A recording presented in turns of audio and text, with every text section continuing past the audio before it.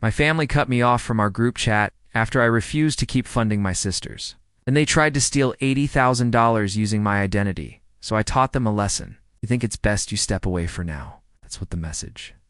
They said, a group chat of all places. But my parents, aunt, and uncle were all there, though my uncle rarely spoke. But this time, he didn't need to. The silence said plenty. The message hit me hard. I was reheating some leftover curry, planning to finish a spreadsheet before bed, when I saw it. We've discussed it, and we think it's best if you step away from the family for now. Vanessa needs space. We all do. My aunt gave a thumbs up emoji below it, just like that. No call, no explanation, just a thumb. I stared at the screen for a full minute before typing. Understood. I'll respect that and step away from the family fund too. I didn't wait for a reply. That night, I logged into the joint account I'd been quietly managing for 5 years. The one that paid for Mom's insulin, helped Dad refinance his second mortgage, and kept Vanessa's car running when her paychecks were late. I stopped my automatic contributions. Then I closed the account. My phone started buzzing. It vibrated nonstop. By morning, I had 18 missed calls. My dad left the last voicemail. His voice was shaky, angry, and terrified. What happened? Psst. The bank flagged. Everything. Are you okay? Why would you? I replied to his message with a single sentence. I respect your decision. That was before they realized how much I had quietly handled. You'd have to go back to truly understand why that message felt like such a betrayal. 5 years ago, Vanessa was hospitalized for the second time. Dad called me, crying, from a Walgreens parking lot. She's not going to make it, son, he told me. They won't admit her without insurance. We're tapped out. That night, I drained my savings and paid for her rehab out of my own pocket. Vanessa seemed stable for a while. Everyone called it a miracle, but they never once mentioned that I had made it possible. Nobody offered to repay me. Nobody even asked how I was doing. But it didn't stop there. When Mom was diagnosed with diabetes, I started covering her medications. Dad's hours were cut at the warehouse. Vanessa's stability waxed and waned. And every time she hit rock bottom, they came to me, silently and desperately. At first it was minor things. $300 here, just for this month alone. Then they asked if I could help set something up, a sort of family emergency fund. I was 27 and single, working 80-hour weeks in finance. It made sense. I reminded myself I could afford it, so I did. I created a family fund in my name. I routed payments for Mom's prescriptions, Vanessa's therapy copays, and even the phone bill when they fell behind. They gave me access to everything: passwords, account numbers, balances. Not because they trusted me, but because they didn't want to deal with it. They called me the responsible one. They meant the most convenient option. My life became a series of silent sacrifices. Meanwhile, Vanessa spiraled repeatedly. She got a DUI in 2020, and I paid for her lawyer. She moved in with a guy named Eric, who was definitely abusive. And when she left him in the middle of the night, I was the one who Venmo'd her enough money for a hotel and groceries. I never got a cent back. They never asked where the money came from. They never saw the line-by-line spreadsheet I created to keep myself afloat. They never noticed when I downsized my apartment, skipped vacations, and ate oatmeal for dinner more nights than I'd care to admit because I had to. I was the financial buffer between them and disaster. For a while I was okay with it, until the Christmas incident. It happened 2 years ago. Vanessa threw a fit when I refused to buy her new tires after I had just paid her rent. Parents, I was making her feel judged. So that night I got a message from Dad. Just try to be a little more understanding, son. She's in recovery. You don't know how hard that is, I snapped. Not openly or explosively, but something inside me cracked, like ice under pressure. I didn't reply. Instead, I tried something else. I started documenting everything, every dollar. Given every invoice paid and every excuse they made, I made backups, emailed myself statements, and took screenshots. Not to hold it over them yet, but to remind myself that it was real, that I hadn't imagined the drain, the pattern, or the constant taking without giving. Then last month, things came to a head. Vanessa messaged the family group, "Hey, I know. Money's tight, but could the fund cover a yoga retreat in Arizona? It's for my mental health. A yoga retreat, $3,200. I didn't respond. I waited. Was curious what they'd say.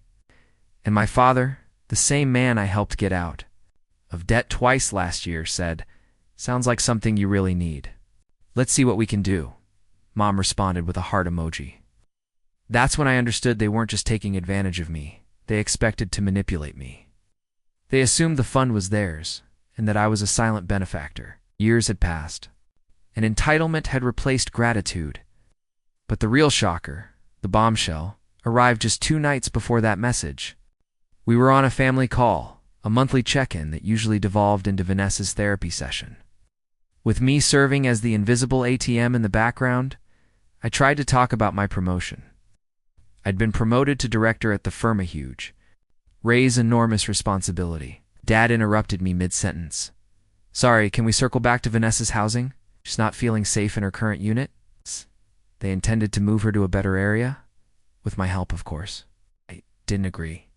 I didn't argue, simply stated calmly, "Maybe it's time someone else stepped up." Silence, cold, stony, and outraged.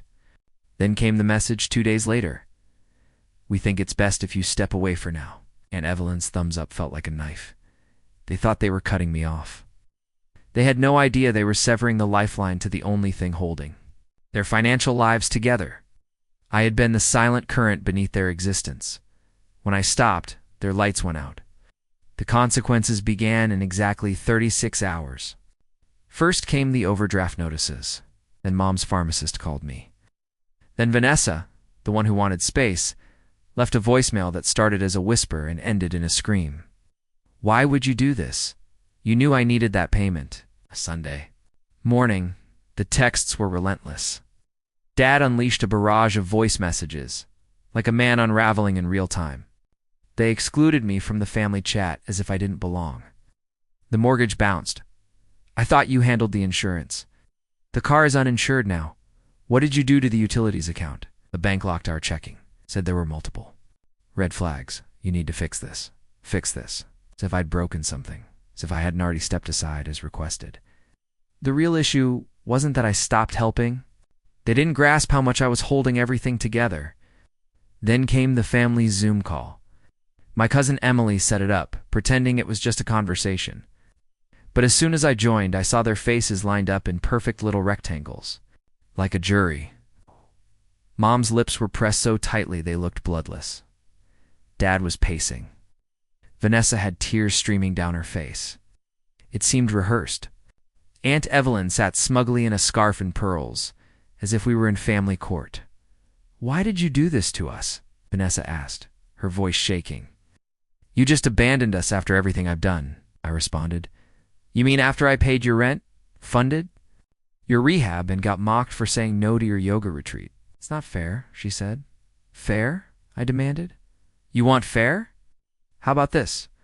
For 5 years, I've covered your financial tracks like a forensic janitor.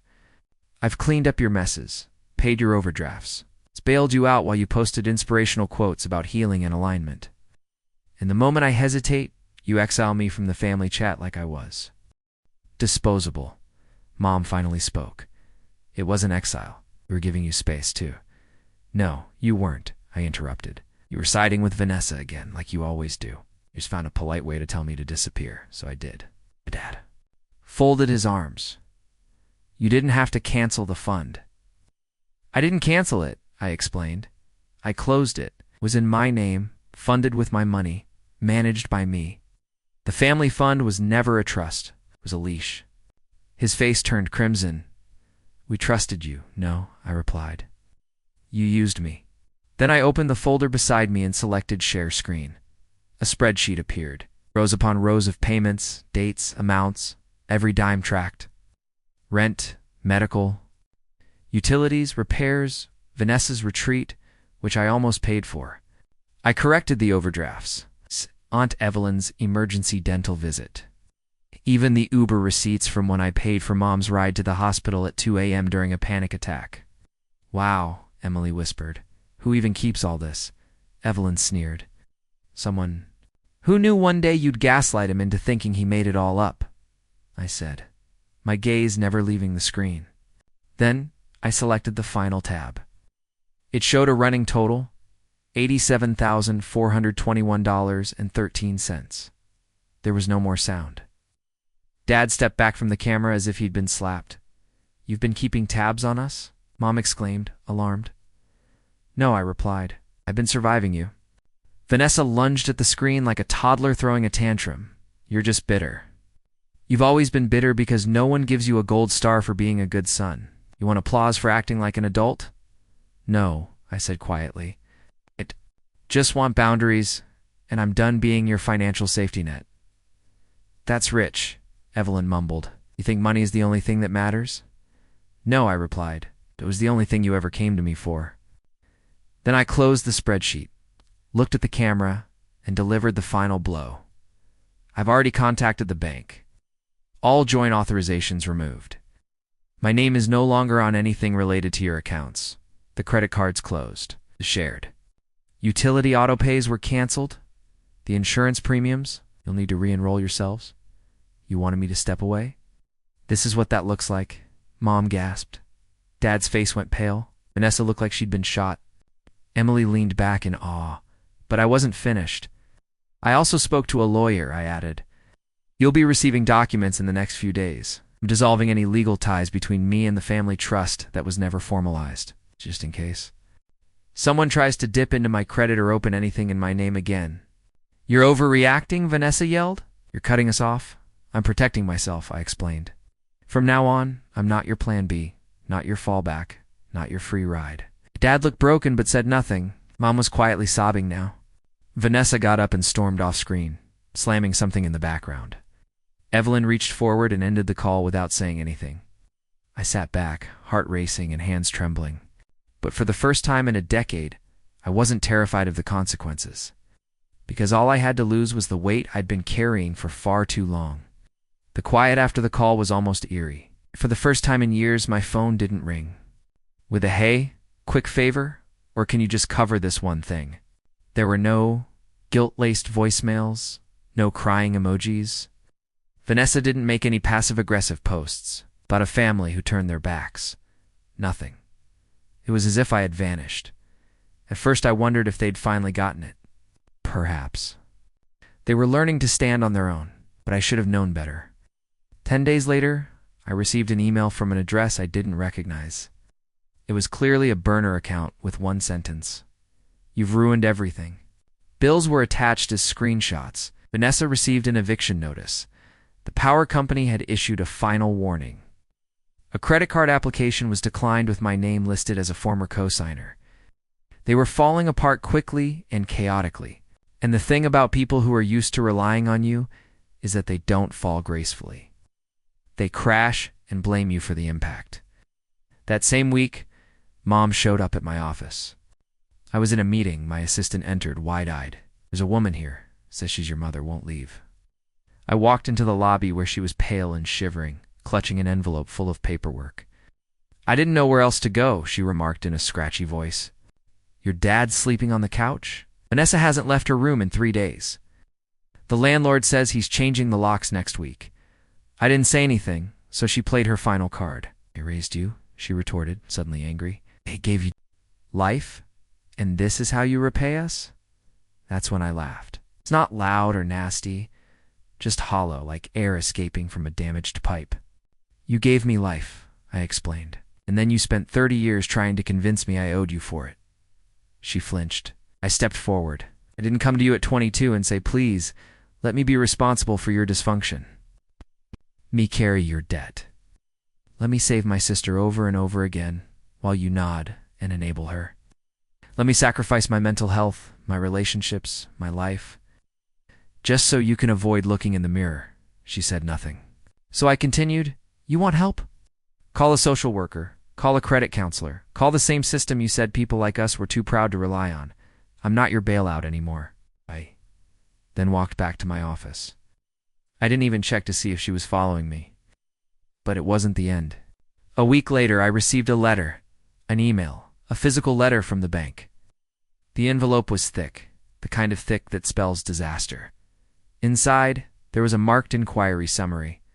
Someone had apparently tried to open a business loan, using my name, social security number, and the family funds tax ID number. The only reason it didn't go through was because I had closed the account a few days before, which triggered a fraud warning. The loan totaled $80,000. The company name was Vanessa Grace Recovery Services, LLC. I froze. That wasn't a legitimate company. There was no LLC, no tax record, no license. Yet the papers were submitted along with a counterfeit. The signature that matched mine? I called the bank. The fraud department representative pulled up the entire packet. And as she read, the co-signer's dad and mom, I sat there in stunned silence as she said, "Sir, it appears someone close to you tried to pose as your authorized financial partner. If you hadn't closed that fund, this might have gone undetected. They hadn't just used me. They attempted to shift responsibility onto me, quietly attach my name to a debt I wasn't part of." That's when everything became clear. Vanessa suddenly wanted space. The parents encouraged it. The silence, the removal, the polite exile, it wasn't spontaneous. It was a setup. Take me off the fund discreetly. Keep my name attached. Take the money, disappear. Let the bank come after me if things crumbled. They didn't only want my assistance. They wanted to hold me accountable without asking. When that didn't work, they made me the villain in a story about their own failed theft. I spent the weekend filling out paperwork with the bank, police, and IRS. I submitted the fake documents. I wrote affidavits. I even handed over earlier texts in which Vanessa expressed interest in forming a nonprofit in my name. It took several hours, but each keystroke felt like therapy. Vanessa called that night from a different phone number, crying. I just wanted to say I get it now. I let her talk. She didn't mention the loan. I didn't mention the forgery. She just went on about how sad she was, how difficult things had been, and how we were still family. I asked one question. Did you know about the business application? There was no more sound. Then the line went dead. I blocked that number. That's when the real shift happened. Not them. But me. I started sleeping better. I stopped checking my bank app every night, fearing someone was secretly siphoning my funds again. I went to dinner with friends and didn't flinch when the bill arrived. Then, Uncle Henry called an outcast. They labeled him unstable after he cut ties years ago. He found me on LinkedIn. Saw what you did, he said. Heard about the fund. Heard about the loan, too. I didn't ask how. Henry always knew more than... He led on, "You're not the first they've drained," he said. Just the first who shut the faucet off. And that's when it clicked. This wasn't only about me. This was generational. A long line of people who were groomed into service, silence, and becoming the savior while everyone else drowned in denial. They assumed I was the villain because I had stopped playing the hero. Let me tell you something about heroes. Most of them die broke and exhausted while everyone else applauds at their funeral. Not me. I moved cities 2 months later. New job, better team, increased pay, no forwarding address. And one day in the solitude of my new apartment, with the floors still bare and the furniture still arriving, I received a Facebook message from Eric. Yes, Eric, Vanessa's abusive ex. I didn't expect this, it read, but thank you for helping her, even when she didn't deserve it. I wasn't the only thing she needed saving from. It completely stopped me. Not because I wanted affirmation, but because that was the first time anyone in that circle admitted the truth. I'd been protecting them from themselves until I quit. And when I stopped, the silence that followed wasn't due to remorse. It was freedom. It's been nearly a year. It's been 12 months since I closed the fund, since the group chat banishment, since a 3 a.m. phone call resulted in 18-9, missed calls, one message, and an unexpected financial collapse. Since they submitted a business loan application under my name without my knowledge and attempted to frame me for $80,000 in fictitious recovery services, I kept thinking about how empty I would feel after walking away. That shame would creep in late at night as it used to, whispering there, "Your family. Maybe you overreacted. Maybe you could have saved them." But what is the only thing I feel? Right now? Peace. Not the performing kind. Not the kind you pretend to have while holding back tears at Sunday dinner while someone makes a joke about you being the responsible one. Real peace. It's a kind where your phone doesn't ring with dread, where your money belongs to you, where your boundaries are clear, where you don't apologize for being free. They tried, of course. Mom sent an email on Christmas Eve. She stated that the tree appeared less full this year. I've attached a photo of her and her father in the living room, smiling without their teeth, as if performing for the camera. Vanessa sent an email on her birthday in March, a 5-paragraph essay about how she was reclaiming her power, concluding with a casual mention of needing assistance with her first and last month's rent. I didn't respond to either. I still check my credit score every month. That's okay. There were no unexpected accounts. There were no mysterious charges. The alerts I set up following the forgery never went off, because I now control my life and defend it in the same way I once did theirs. But now comes the unexpected part. Others came forward, including cousins I hadn't seen in years, co-workers I'd hardly spoken to, and a stranger on Reddit who noticed my comment in a finance post and messaged, "Your story." I think it happened to me too. It turns out there are many of us, the strong ones, the dependable ones. They are the ones who pay the rent, fix the chaos, hide the panic, and bear the weight. Yes. Despite being told, we are too cold. Yes. When we finally ask for anything back, the family vaults with no locks. Slam closed. Until one day, we learn how to slam the door ourselves. Let me be clear, leaving my family was the hardest thing I have ever done. It's harder than watching Vanessa relapse. It's harder than removing Dad from my emergency contact list. It was harder than keeping silent while they branded me selfish, bitter, and cruel. But it was also the most important thing I'd ever done, because staying would have meant slowly destroying myself for their comfort. And the final straw, the one that convinced me I had done the right thing, arrived just a few weeks ago. I was walking home from a late client meeting along the same street I'd walked dozens of times before, and Aunt Evelyn was sitting outside the corner bakery, scarf, pearls, the same smug posture. She saw me.